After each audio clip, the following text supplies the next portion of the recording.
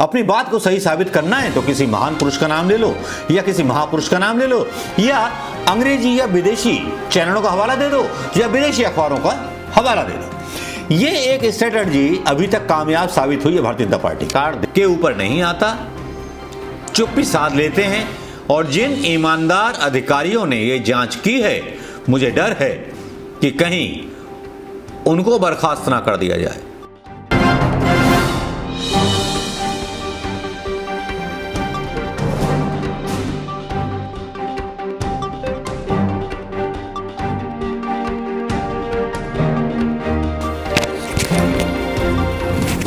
Good morning दोस्तों, मैं मनोज कुमार शर्मा एक बार फिर आपके बीच में। ये वीडियो तो मन था कि मैं कल ही डाल दूं, लेकिन कल एक राहुल गांधी का बयान आ गया, इसलिए मैंने सोचा कि इस वीडियो को आज सुबह डालता हूं। दोस्तों, हुआ क्या है कि भारतीय जनता पार्टी हिंदू और हिंदुत्ववादी की जो बहस राहुल गांधी ने छेड़ दी है, उसको लेकर के इतना चिंतित हो गया है संघ कि जैसे लगता है कि संघ की चड्डी राहुल गांधी ने उतार दी। वैसे ये भाषा साहित्यक और समाचार वाचक के रूप में थोड़ा सा शिष्टता के साथ स्वीकार नहीं की जा सकती, लेकिन थोड़े से शब्द आपको आनंद देते हैं तो फिर मैं भी ऐसे शब्दों का इस्तेमाल कभी कभी कर लेता हूं।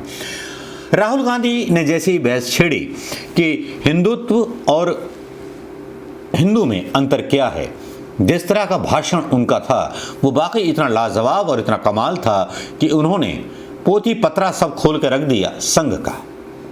उनकी सीधी सी बात थी कि हिंदुत्ववाद फैलाने वाले लोग आतंकवादी हैं, गोड से पहला आतंकवादी था, और हिंदू जो है, मैं हिंदू हूं, बार बार बोला कि मैं हिंदू हूं, और हिंदू की जो परिभाषा उन्होंने दी उससे प्रधानमंत्री मोदी की मतलब भी उतर गई और संघ की भी उतर गई। लेकिन इस नुकसान को पूरा करने के लिए ये पता चल चुका था भारतीय जनता पार्टी के नेताओं को, ये पता चल चुका था मोदी को, ये पता चल चुका था अमित शाह को कि नुकसान बहुत बड़ा कर दिया राहुल गांधी के बोलों ने, क्योंकि राहुल गांधी की फॉलोइंग कम नहीं है, राहुल गांधी को फॉलो करने वाले कम नहीं हैं। राहुल गांधी को केवल इंडिया में ही नहीं, विदेशों में भी सुना जाता है। राहुल गांधी की न्यूज़ों को महत्व दिया जाता है। राहुल गांधी को विपक्ष के नेता भले ही ना हो, लेकिन एक नेता के रूप में मान्यता प्राप्त है। भले ही वो वेश बदल बदल करके 9 ड्रेसें ना बदलें, अपने एक सिंपल ड्रेस में रहें, लेकिन दुनिया उनको जानती है उनके विचारों के लिए, उनकी किताबों के लिए। शायद उसके बारे में कभी कुछ बताया नहीं जाता। तो मैं बात कर रहा था गोदी मीडिया के बारे में। गोदी मीडिया में जो संघ है, संघ के लोगों को ला करके बिठा दिया गया, एक पत्रकार को ला के बिठा दिया गया। आज सुबह सुबह करीब 9 बज रहे होंगे, उस टाइम एक ये बहस आ रही थी, वो मैं बहस देखने लगा। तो उसमें जो था, संघ के संगीत रागी जो आए हुए थे वो विवेकानंद के बारे में झूठ बोलते हुए पकड़े गए, और इतना बड़ा झूठ बोल रहे थे मुसलमानों के बारे में, सबके बारे में। जो वर्ड इस्तेमाल किए विवेकानंद के बारे में, वो विवेकानंद का अपमान था। एक संघी के द्वारा विवेकानंद का अपमान था। जो वर्ड विवेकानंद ने कभी नहीं बोले गए, वो उनको कोट करके, विवेकानंद को कोट करके बोले गए।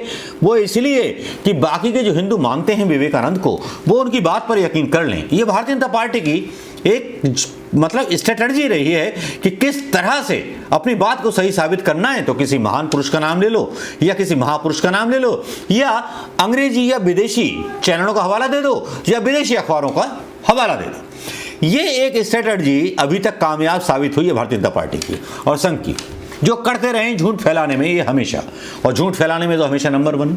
कितने झूठों की इनकी पोल खुल चुकी है, कितने झूठ इनके खुल चुके हैं। तो संगीत रागी का ये बयान सुन लीजिए, विवेकानंद के बारे में क्या बोल रहे हैं, और विवेकानंद ने जो बोला इनके अनुसार कब बोला था, क्या इसके सबूत दे सकते हैं।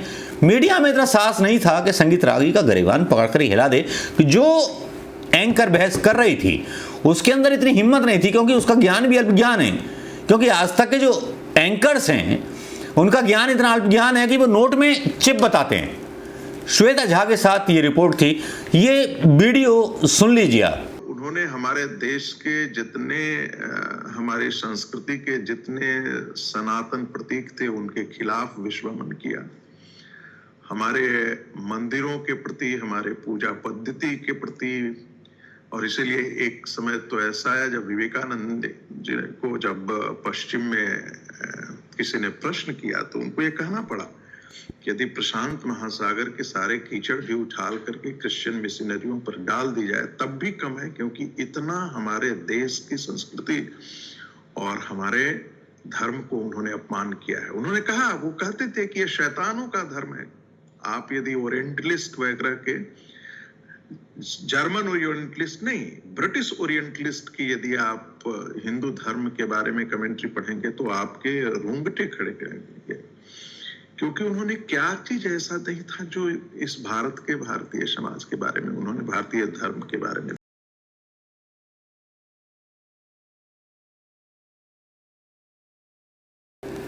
ये वीडियो आपने सुन लिया होगा दोस्तों।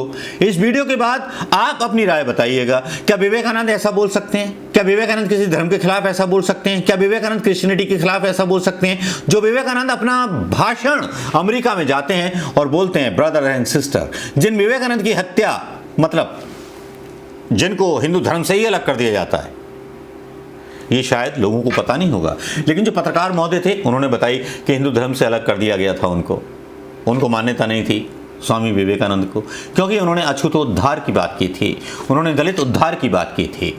उसके बारे में भारतीय जनता पार्टी क्यों नहीं बोलती? दलितों को विवेकानंद के मूल्य या विवेकानंद की 3 घोषणाओं को अपने घोषणा पत्र में शामिल क्यों नहीं करती? विवेकानंद कुरीतियों के बारे में बोलते थे हिंदुओं की, जो दलितों को सम्मान नहीं मिलता था। जिस हिंदुत्व पर केवल कुछ छत्तरधारी लोगों का अधिकार हो, तो वो धर्म हिंदू नहीं है, वो हिंदुत्व है। आज परिभाषा मैं बता देता हूं।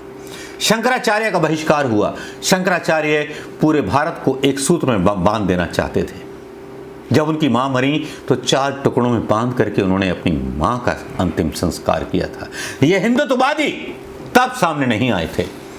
ये वही हिंदुत्ववादी हैं, ये वही हिंदुत्ववादी हैं जो आज हिंदुस्तान के 4 टुकड़े, 6 टुकड़े, 12 टुकड़े कर देना चाहते हैं, जो दलितों को उनके अधिकार नहीं देना चाहते। या कोई पहल बताइए, कोई ऐसा कानून बताइए कि जो प्रधानमंत्री मोदी ने जारी किया हो कि सब हिंदू कहलाएंगे, कोई दलित नहीं कहलाएगा, कोई क्षत्रिय नहीं कहलाएगा, कोई ब्राह्मण नहीं कहलाएगा। क्या ऐसा कोई अध्यादेश लाने की हिम्मत या दम है मोदी में? खत्म करो सब सियासत ओबीसी कोटे की, जातियों के आधार पर, हिंदू जातियों के आधार पर। पहले हिंदुओं के साथ न्याय कर दो, मुसलमानों से बदला बाद में ले लेना। हर बात पर जिन्ना की जिक्र करना, क्या जिन्ना के लोग यहां रह रहे हैं? जिन्ना को याद करना केवल इसलिए अच्छा होता है क्योंकि जिन्ना के नाम पर ही जनसंख्यी राजनीति ने परवाज उड़ान भरी थी, परवाज किया था। तो वाकई बड़ा शर्मनाक लगा मुझे संगीत रागी का ये बयान। और गोदी मीडिया को लगा दिया गया काम पर, लगे रहो। राहुल गांधी ने नुकसान कर दिया, लगे रहो। यार कुछ तो शर्म कर लिया करो। लेकिन जो आप ये चीज़ें करते हो ना, इससे पता चल जाता है कि राहुल गांधी के इस बयान से कितना पिछवाड़ा जल गया है संघ का। ये समझ में सबके आ जाता है। आपकी समझ में आए ना आए, लेकिन अब आपके दिमाग पर शनि ग्रह चढ़ गया है और शनि ग्रह अपना प्रभाव दिखा रहे हैं और अब चुनाव भारतीय जनता पार्टी बहुत बुरी तरह से हारने वाली है। नमस्कार, जय हिंद दोस्तों।